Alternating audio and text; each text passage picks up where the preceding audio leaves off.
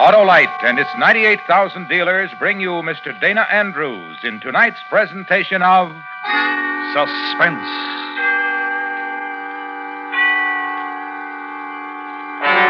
Tonight, Autolite presents a story based on fact as we examine a city in terror of its life.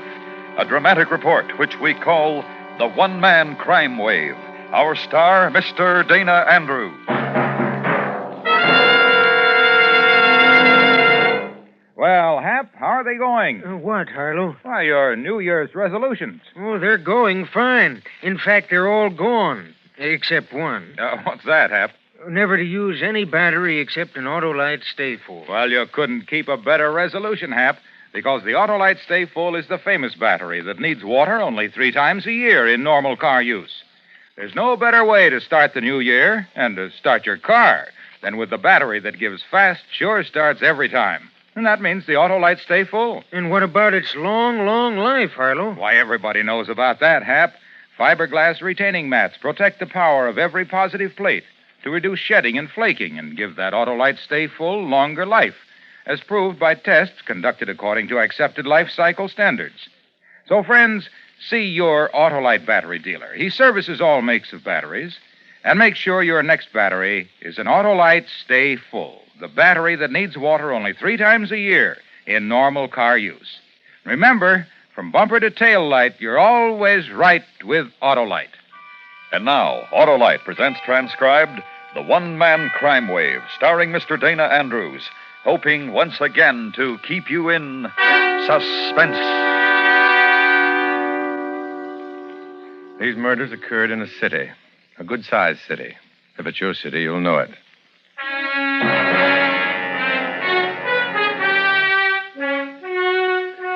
Take murder, and take carefully into consideration the results of the crime. Tragedy, not perhaps so much for the victim, because to the dead there's no further use for tears. Tragedy, though, for those who are left to mourn.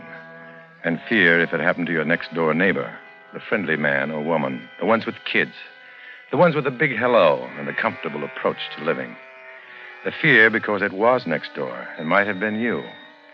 It began on a Tuesday night, senseless, frightful. It happened in a city, and the city began to live in fear for what was to follow.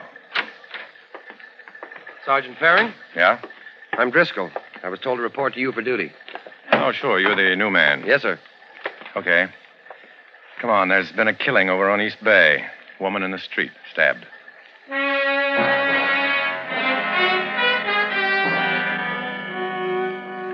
We got to East Bay. The body was still there, shrouded in an overcoat. One hand uncovered lay in the gutter. Thin stream of water washing through the stiffening fingers. She'd been murdered a half a block from her house. A neighbor told what she knew, standing white-faced, frightened under the streetlight.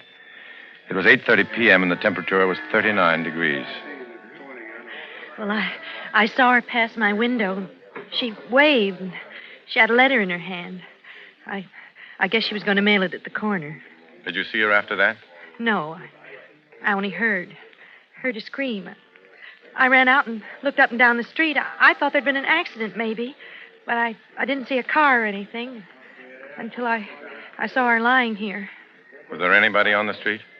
I don't know. I thought I saw somebody go around the corner at the end of the block, running. I'm not sure. You'd better go inside, Mrs. Meade. It's kind of chilly out here. What'll her husband do? He gets off work at 10. What's he going to do when he finds out? And those nice kids. What are they going to do?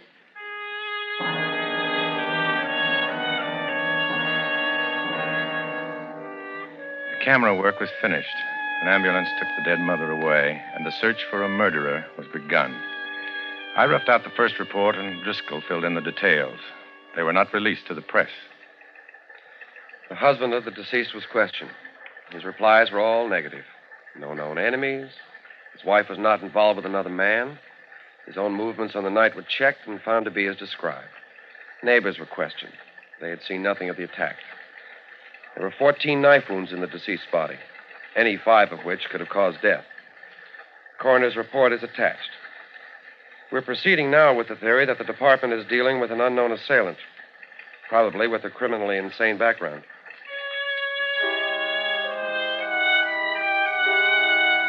killer, if he were criminally insane, would strike again. He did. It was on Thursday. There'd been a light snowfall during the day, and as evening came, the temperature dropped lower, leaving a thin covering of crystals on the ground. It was 10 p.m.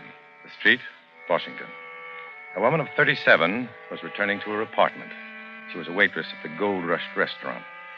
She was between two lampposts in semi-light when a man stepped out from a doorway. He didn't give her a chance. She was alive when they got her to the hospital. She was alive when I went into the White Room to question her. She told me what she could remember, weakly, frightened of what had happened and of what was going to happen.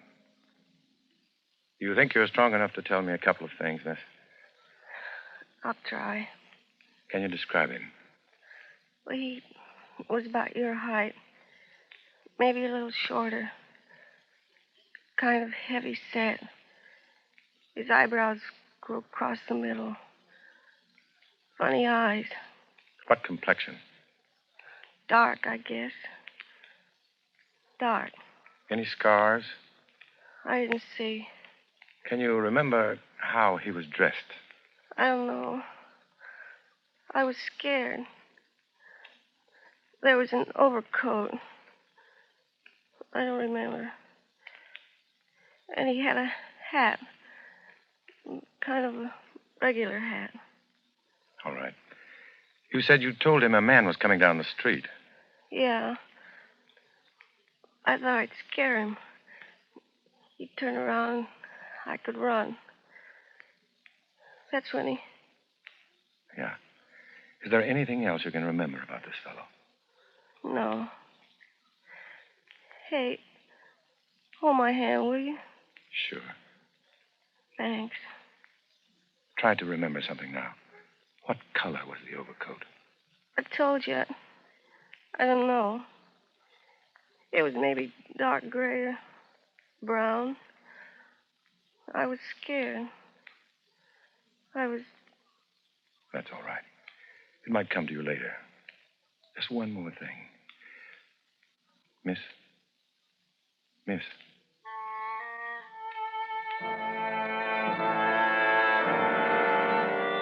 She turned her head aside. The eyes were closed. I held her hand, and it was the last knowing thing in her life as she died, quietly, unprotesting. I went back to the office and called in Driscoll. We had coffee sent up and drank it steaming. I'm going to give it out to the papers. This guy's a nut. He'll keep on killing until we catch him. It's best to warn the women about walking alone at night. Yes, sir. What about the description? Well, it's enough for a start. We'll contact institutions, go over our files. You can get to work on that now. Okay, Sergeant. Oh, by the way, did they get any footprints in the snow? No, by the time I got there, 50 people had trampled it all up. For the time being, anyway, we'll have to go on luck, unless we come up with something. That's the trouble with killings like this. City this size, you have a tough time finding a murderer unless he's got a record or a motive. Well, he's nuts. That's his motive, I guess. We'll have to wait for the record.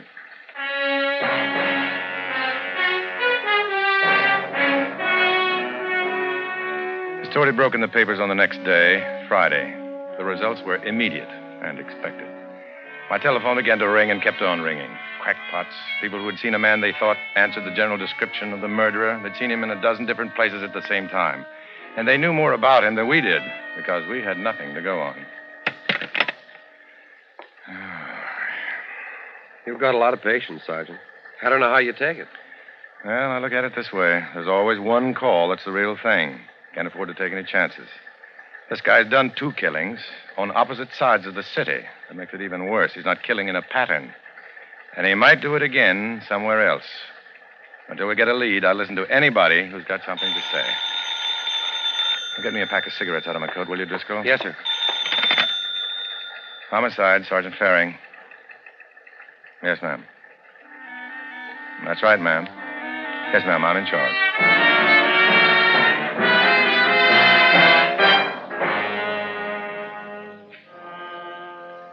The weekend passed, and it was Monday, Tuesday. We worked hard, sifting rumor, possibility. There was nothing much to show for it. The tension in the city mounted, started to build into panic.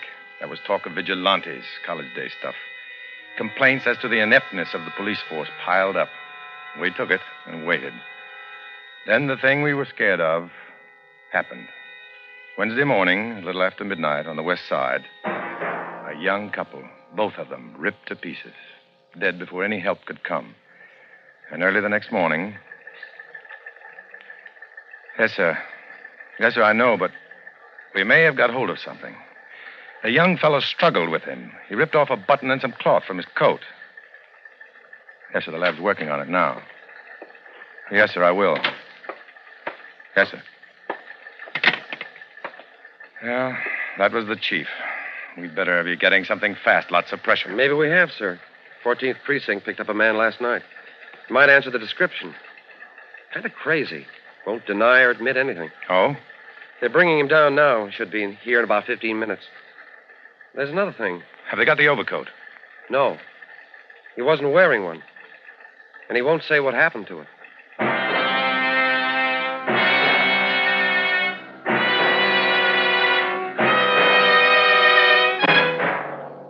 Autolite is bringing you Mr. Dana Andrews in The One-Man Crime Wave. Tonight's presentation in radio's outstanding theater of thrills, Suspense.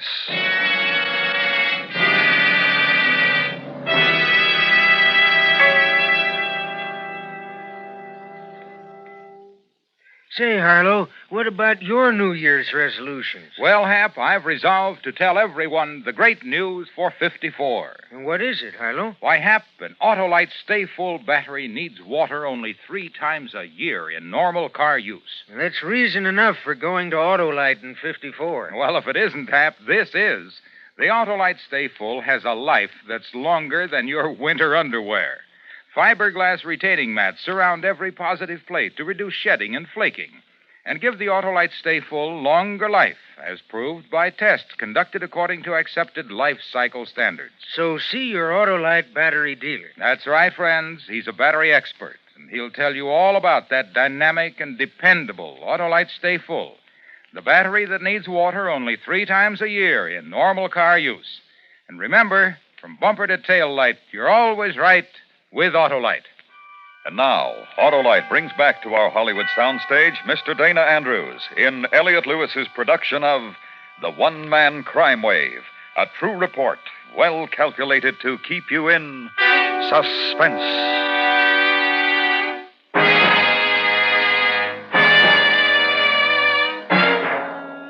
The man was brought into my office on Thursday morning. His name was Frederick Sorensen. He'd been picked up 10 blocks from the scene of the crime 2 hours after it had been committed. He appeared to be drunk, and although the temperature was in the low 30s, he wore no overcoat. In general, his features answered the vague description given by the dead waitress. He sat with his head lowered, sullen, ignoring the coffee by his side. Well, you're not under arrest, Mr. Sorensen. This is just a routine questioning. It's like the Germans or the Russians. Man's walking along, and he's arrested just like that. If you'll answer a few questions, sir, you can be on your way. Oh, what am I supposed to have done? What? Can you tell me where you were this morning a little after midnight? In a bar, I guess. I don't remember. Any particular bar? There were 2 or 3. I got problems. I was drunk last night. Will you try to remember the names of the bars? I don't know. Oh, the Star, I guess, over on Manchester. Oh, once in a while I go into the Astor. I guess I did last night. I was pretty drunk. Got no right to arrest me. You're not under arrest, Mr. Sorensen. What happened to your overcoat? I don't know. I had it on when I left my apartment. I took it off in one of the bars and forgot it. I was pretty drunk. Will you describe your coat? Yeah, sure. It was gray, tweed, I guess. Not too heavy. I don't like a heavy coat. It makes my back ache. We'll see if we can get it back for you, Mr. Sorensen. You said you were in the Star and the Astor. Any other place? Oh, I don't think so. Oh, yeah, wait a minute. Maybe the joint over on Williams Street, opposite the big hotel. You know, the McDonald's Bar and Grill? Oh, yeah, that's the one. I think so. I don't know. I'm not sure. Hey, look, I'm answering all these questions. What am I supposed to have done? 2 people were killed just after midnight last night, a few blocks from where you were picked up. It's our job to investigate anybody who might know something about it. I don't know anything. When the officers questioned you, you refused to answer. They asked you if you knew about the murders, and you said, I'm not saying yes, and I'm not saying no. I'm not saying anything. Do you remember that, Mr. Sorensen? No. I was drunk. Did you ever get drunk and try to remember what you said? I didn't even know what they were talking about. I didn't kill anybody. I got enough problems without killing somebody. All right, Mr. Sorensen. I'd like you to wait in there for a while until we check on some of these things. Have you had any breakfast? No. We'll have some sent up. Hey, listen, if I'm not under arrest, how come I got to stay here? As a good citizen, Mr. Sorensen, I'm sure you want to help in every way to catch the murderer. Sure, but I don't know. You're helping, then, by staying in there until I get back.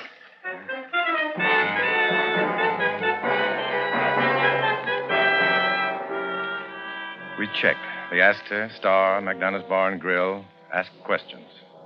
Sorensen was known to them all. In particular, he was known to Mr. McDonough. Yeah, he was in here kind of late. Had a good load on. Could you say what time? Oh, 1, maybe 2. Tell you, Sergeant, it was a big night last night. Maybe the cold and snow, but everybody felt good, didn't want to go out. You know how it is. Oh, sure. Did you happen to notice whether Mr. Sorensen was wearing an overcoat? I couldn't swear, but put it this way. If he wasn't, I would have noticed because it was too cold outside to be without one. Now, wouldn't you say the odds are he was wearing one? Possible. Freddie, there's a couple of butts under the table at the end. You missed them. You didn't find an overcoat after you closed? Gray, tweed? No. Freddie, you find an overcoat a man left here last night? I guess you're out of luck. Yeah. Well, if it does show up, Mr. McDonough, I'd be obliged if you'd give me a call. You bet. Say, it's none of my business, but have you arrested Sorensen? No. Routine questions, that's all. Well, I wondered. He's not the type for that killer. I've talked to him. He's been coming in here for 5 or 6 years. He's a nice guy, quiet, no trouble. As a student of human nature, I'd say he wasn't your man. Thanks a lot for your trouble.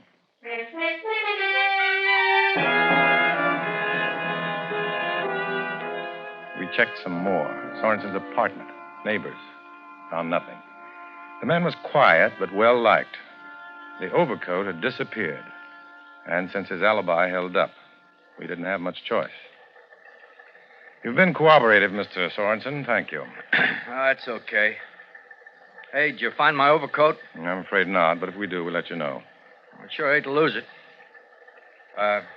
It's all right for me to go now? Yeah. I'm sorry for the inconvenience. All right. That's okay. Hope you get that guy. We will, Mr. Sorensen. Yeah. Well, so long. Nice to have met you. Thanks again.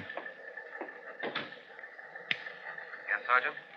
He's leaving now, Driscoll. Get a man to follow him and a relief for that man. I don't want Sorensen out of sight for a minute.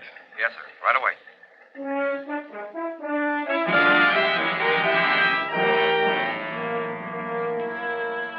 They followed him for a week, and the only thing he did to be noted was to buy a new overcoat. I summed up our progress for the chief, and it wasn't much. Thanks. Well, sir, he's a suspect, but he's a weak one. We've checked pretty carefully. He works for a lumber yard. Been there 9 years. No financial problems. He was married, but he got a divorce 3 years ago. His ex-wife says he was all right, kind of moody sometimes, but no big thing. Just wanted to live alone. Didn't want to be married, so she gave him a divorce. There wasn't another woman as far as she knew. So, unless that overcoat shows up somewhere and there's a button with some cloth missing, we haven't got much.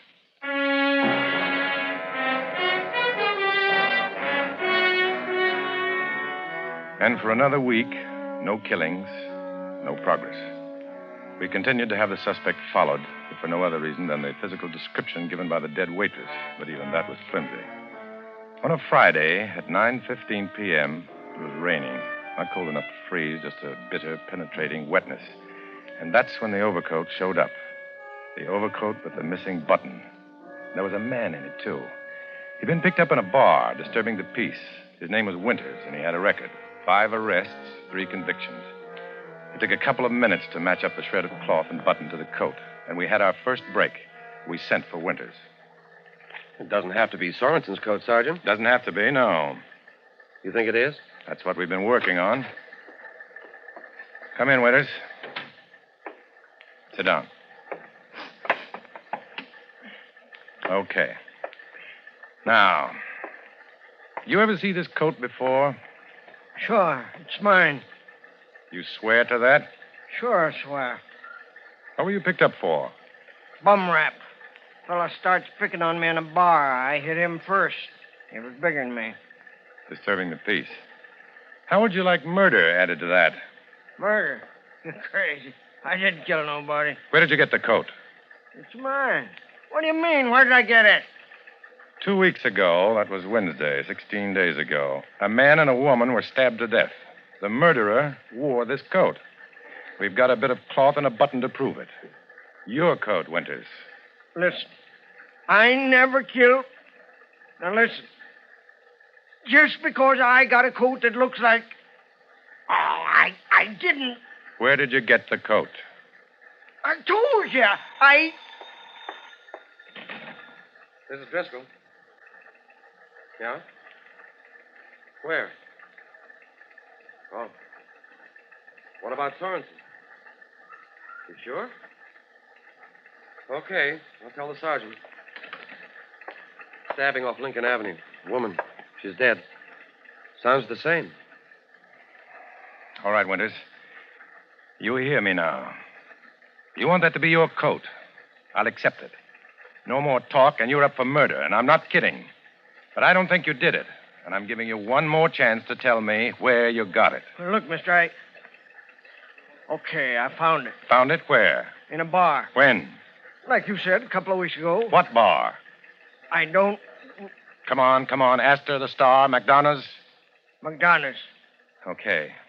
Did you see the fellow you got it from? Oh, look, now, I'm a loser. You're going to get me in on a larceny and rap? You want murder? Yeah, I saw him. Was he wearing the coat when he came in? Yeah. He acted kind of strange. Like he was hot, maybe drunk. He sat down at the table, took off the coat. Then he started to look at his hands. For a long time. I remember because he looked kind of nuts. Then he went to the men's and left his coat. It was a good-looking coat, so I... Did you hear him called by name? A couple of guys seem to know him, I guess. I don't remember what they call him. Can you identify him?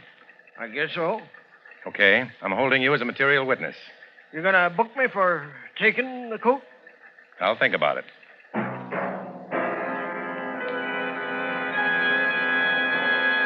With the new killing, we had another problem. The man on duty outside Sorensen's apartment had reported that Sorensen hadn't left the place all evening. That might mean we had still one more killer working with a knife. But Driscoll and I drove over to Sorensen's place. We had enough to pick him up. Matson was on duty, and he came up to the apartment with us. We had to break the door down. Sorensen wasn't answering. And when we got inside, we knew why. Sergeant, I swear he didn't come out. That's where he went out. Fire escape. Leads out the back. I'm sorry, Sergeant. He never... Can't do anything about it now. We go after him, Sergeant? No. Put out a call to pick him up. We'll stay here. I think he'll come back. Matson, get back out front. If you see him, don't make any move unless you're sure you can get him. Yes, sir.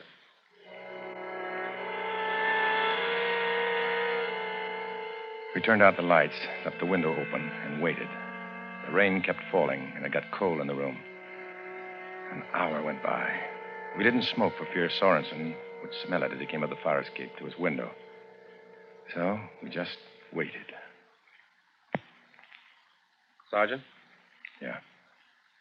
Would they execute a man like that? I don't know. They might as well. He'll cost the taxpayer a lot of money for the rest of his life if they don't. He'd be better off dead. For himself, he'd be better off. What makes him do it? You read about it? You see him, talk to him? What makes him that way? Don't ask me. I'm just a guy who has to try and catch them after they've got their kicks carving out somebody's life. Boy, I'd sure like a cigarette.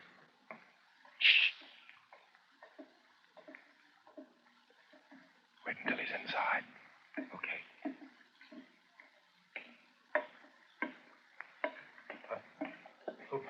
Who's there? You're under arrest, Sorensen. Driscoll, come on.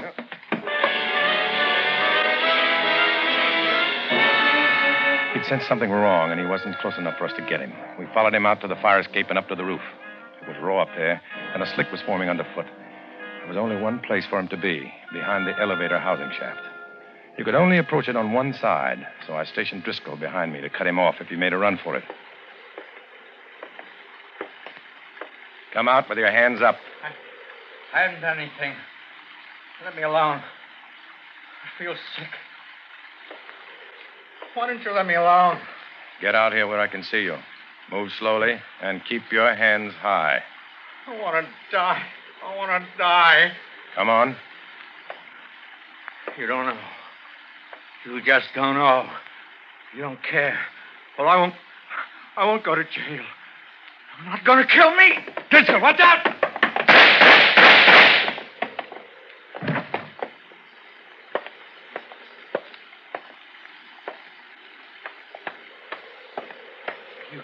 You all right, Sergeant? Yeah. They got my arm. Sorensen? Sorensen. He's done. Better call the ambulance.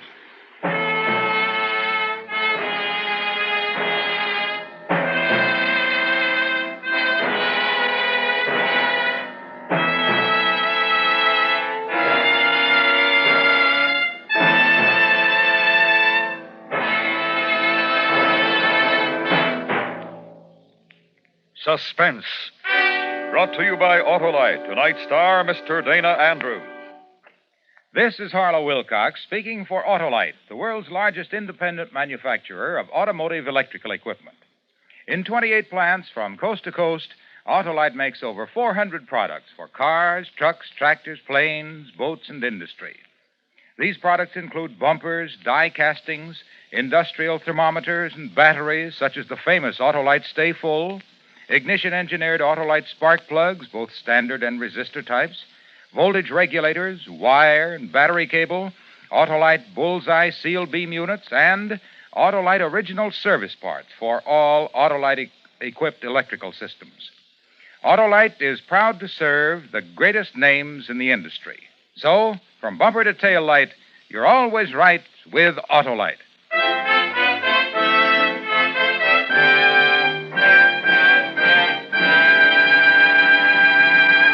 Next week, the story of a man who was able single-handedly to rob a bank of $50,000 and get away with it. It's called The Face is Familiar. Our star, Mr. Jack Benny. That's next week on Suspense.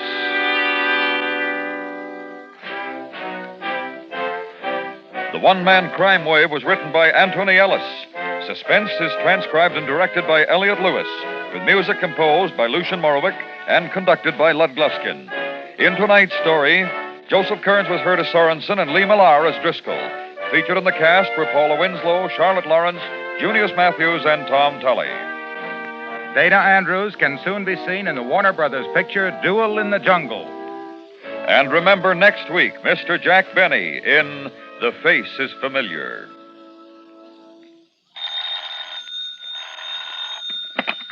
You can buy Autolite Stay Full batteries, Autolite original service parts, and Autolite standard or resistor type spark plugs at your neighborhood Autolite dealers. Switch to Autolite. Good night. If you know a man in the service, one of the greatest favors you can do is to write him regularly.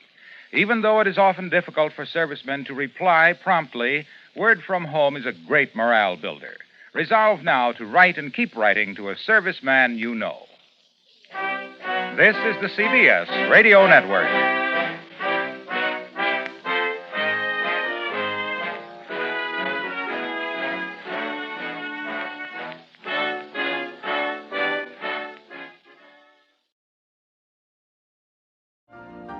You've been listening to the OTR Gold Network.